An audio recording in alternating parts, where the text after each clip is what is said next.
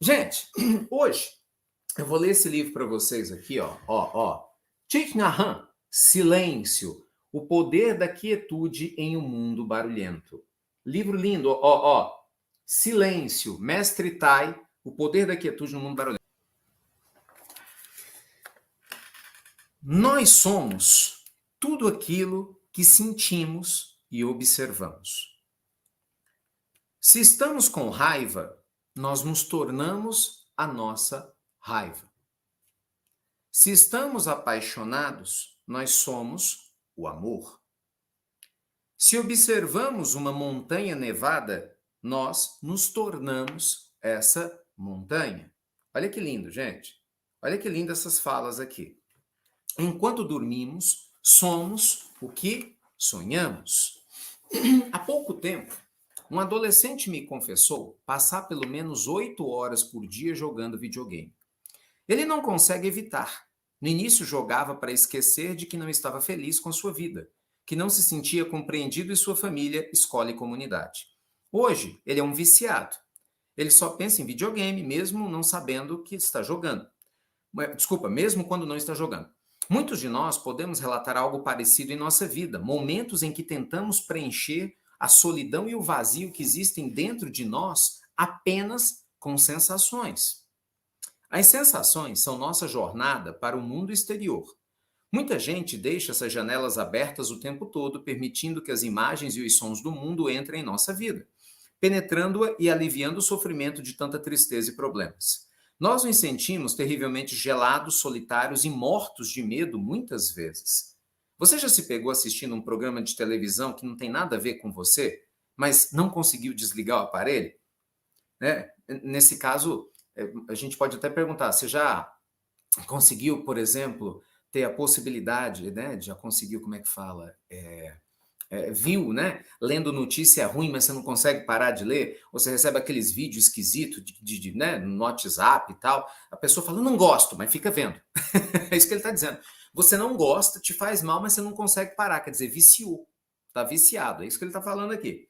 Mesmo odiando o som das explosões e metralhadoras, ainda assim você continua com a televisão ligada.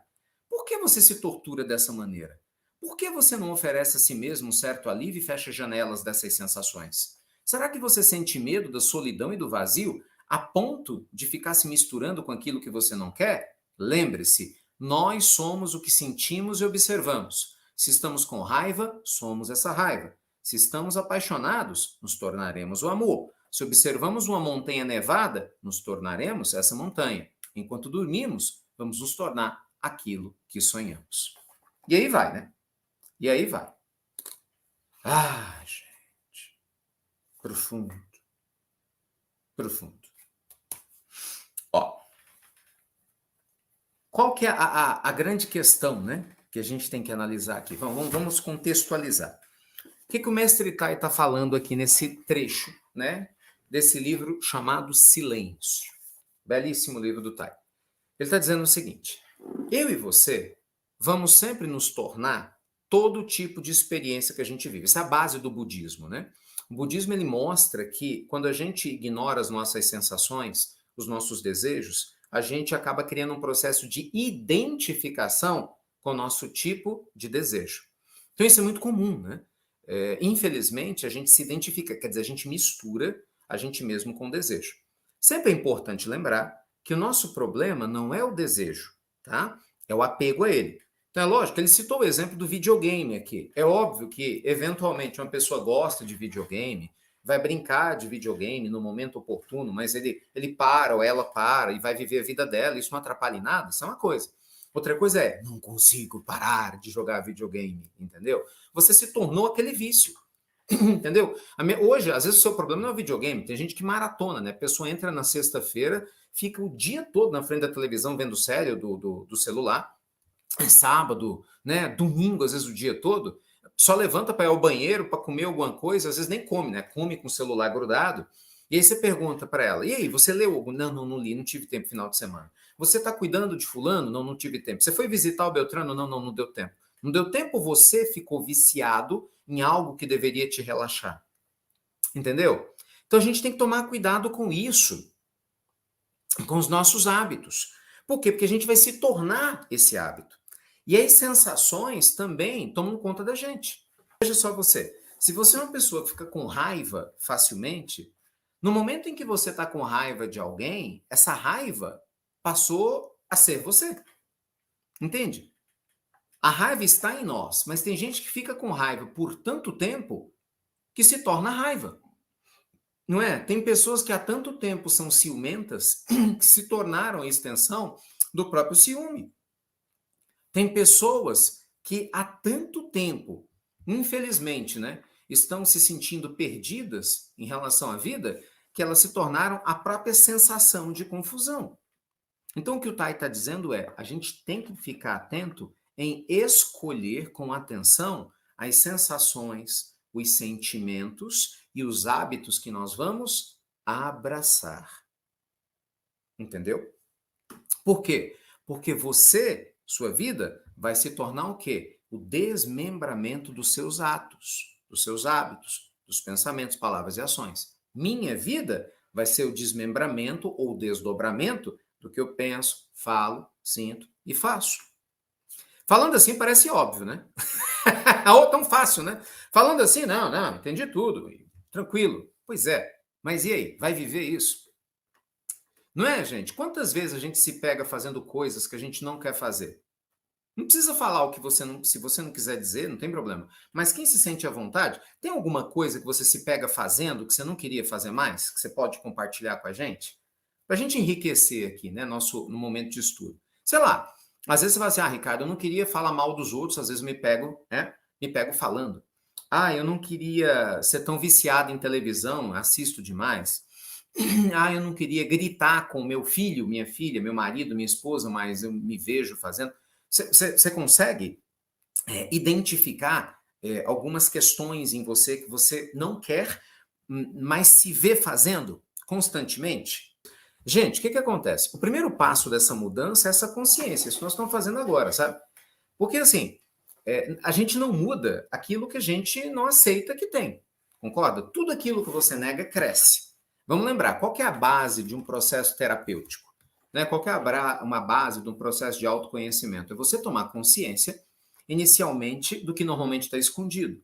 Via de regra, gente, os nossos conflitos, nossos traumas ou comportamentos que nos faz mal, eles são muito fortes num ambiente de inconsciência. Essa inconsciência, ela pode ser desde a mais completa e absoluta inconsciência, quando você literalmente ignora o que você pensa, sente e faz, quer dizer, você faz no impulso total, não percebe impacto. Ou você pode até ter consciência parcial do problema, mas não tem consciência da profundidade dele, de onde ele veio, por que você faz o que faz. Então, na medida em que a gente vai se autoavaliando e você começa a analisar que você não precisa de esses pensamentos, você não precisa de cultivar esses tipos de hábitos, automaticamente o seu poder, a sua força de vontade, né, o nosso livre-arbítrio, começa a ser utilizado com mais sabedoria. E aí a gente tem condições de fazer a reforma íntima. Lembra da faxina íntima? Então esse é o processo, né? Eu preciso entender. Vamos lá. Vamos imaginar que você vai fazer uma faxina na tua casa. Acho que esse exemplo é legal. Você tem uma faxina na sua casa. Se você não enxergar onde está a sujeira, você não vai limpar. Concorda?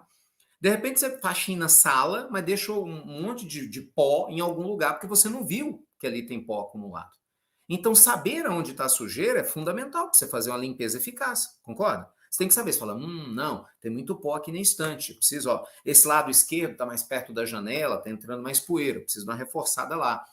Não, sei lá, os meninos entraram, fulano, o ciclano entrou, sujou aqui perto da porta de barro, estava chovendo e tal. Então tem que dar uma passada de pano reforçada aqui. Então, na hora em que você enxerga que ali está o seu ponto de falha, a sua pedra de tropeço, é mais fácil. Então, quando você analisa e fala, caramba, eu estou gritando demais. Nossa, eu estou pegando demais no pé do meu marido, da minha esposa. Nossa, eu estou sendo muito intolerante. Eita, estou sendo muito negativo. Nossa, eu estou sendo muito impulsivo para gastar no cartão de... Estou vendo muita gente falando do cartão de crédito, né? Estou sendo muito impulsivo para gastar no cartão de crédito. Nossa, eu estou comprando besteira que né? não tem necessidade. Quando você traz essa consciência, acredite, você começa o processo de mudança. Né? É lógico, óbvio, que você não vai mudar tudo simplesmente porque você tomou consciência que precisa mudar. Mas esse é o processo de mudança. Esse é o início do processo de mudança. Né? Então, assim, fazer essa autoanálise, gente, é tão profundo, porque alimenta. E aí você começa a mudar o critério de alimentação da tua alma, né? Você fala, pô, não vou mais ver besteira. Eu já contei isso aqui outras vezes e tal, mas eu não vejo filme de terror, esse filme de morte, filme... Ah, mas tem muitos anos, não, assim, não perco tempo com isso. Né? Não é uma crítica, cada um faz as escolhas que quer, mas eu definitivamente não perco tempo com isso. Eu fico pensando assim, falei, caramba, tem tanto filme legal para eu assistir, para que eu vou ver o filme de alguém cortando o braço do outro, matando, né, estripando, estuprando, fazendo coisas horrorosas? Quer dizer, que loucura, que desejo esquisito, né? Quase que abjeto que a gente tem de ver esse sofrimento alheio e de gostar disso. É muito louco, né? É muito estranho. Isso é explicável. Obviamente está no inconsciente coletivo esse processo, as reminiscências do que a gente já fez lá no passado ainda são muito fortes, né? Então, o que parece curiosidade é uma fonte de atração e um sinal claro de que tem alguma coisa mal resolvida dentro de você. Então, você tem que analisar. Né? Todo tipo de excesso é muito estranho. É muito estranho. A gente tem que analisar esse detalhe. Né? Tem gente que fala, adoro ver discussão, adoro ver briga, sabe, esses filmes de briga, adoro ver filme que tem traição. Gente, por que você gosta de ver filme que tem traição? Você tem que se perguntar. Assim, o que está no teu inconsciente aí, entendeu? Que você se sente atraído por coisas que você sabe que não são legais, mas você está lá fazendo. Veja, de novo, não é crítica, você é dono da sua vida, faz as escolhas que quiser, mas você tem que se perguntar. Puxa vida, se você gosta de, adoro jogar videogame para ver o cara matou não sei quem, o sangue tá caindo, aquela... Tá, mas desculpa, você consegue imaginar um espírito evoluído fazendo um negócio dele? Com todo respeito, mas você consegue? Você consegue imaginar Jesus aqui na Terra? Ah, não tem nada para fazer, deixa eu pegar um videogame aqui e vou matar fulano e vamos botar uma guerra.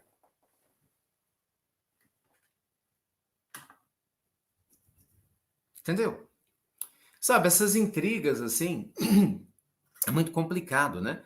Aí você tem histórias, o fulano, sabe, essa loucura, fulano matou não sei quem, e aí traiu e pegou a esposa do outro, e que pegou o marido de não sei quem, e que criou uma intriga, e que, né, as novelas, o pessoal tá falando da novela aqui, sei, você tem que fazer sua análise, eu não perco tempo com isso, né, não perco tempo, me divirto, falar, Ricardo, então sua vida é chata, pelo contrário, minha vida é boa pra caramba, não tem nada para reclamar, pelo contrário, né, adoro, sabe, colocar conteúdos legais. Eu quero humor, mas eu não quero humor pejorativo, entendeu? Eu adoro ver gente engraçada, adoro piada, adoro, sabe, pessoas divertidas, inteligentes, que me faz rir, né?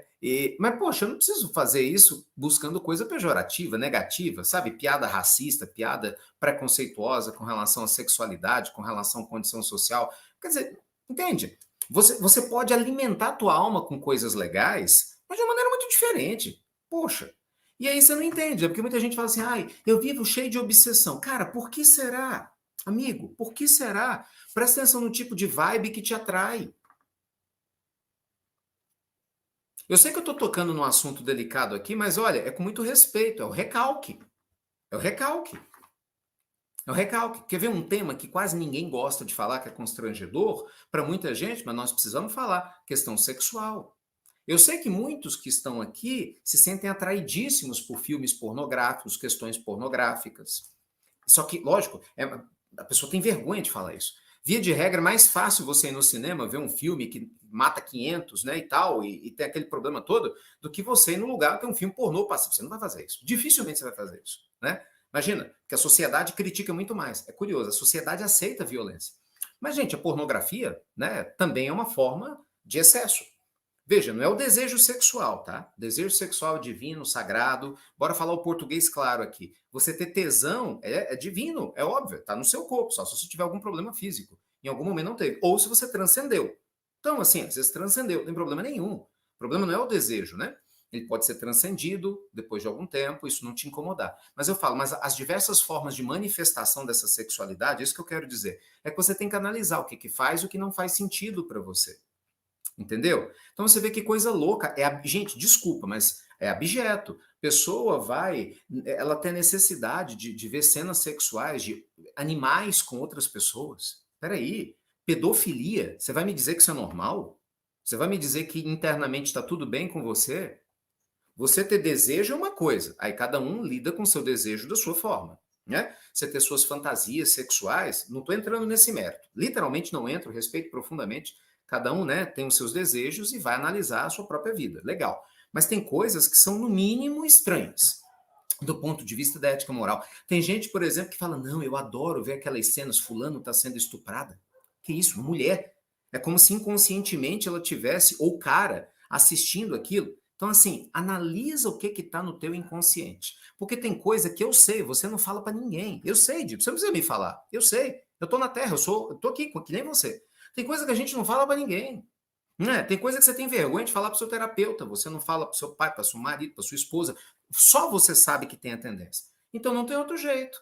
Aí você vai precisar o quê? Mergulhar dentro de si para analisar. Tá entendendo, gente? Então isso é muito importante. É a autoanálise. Vocês estão entendendo?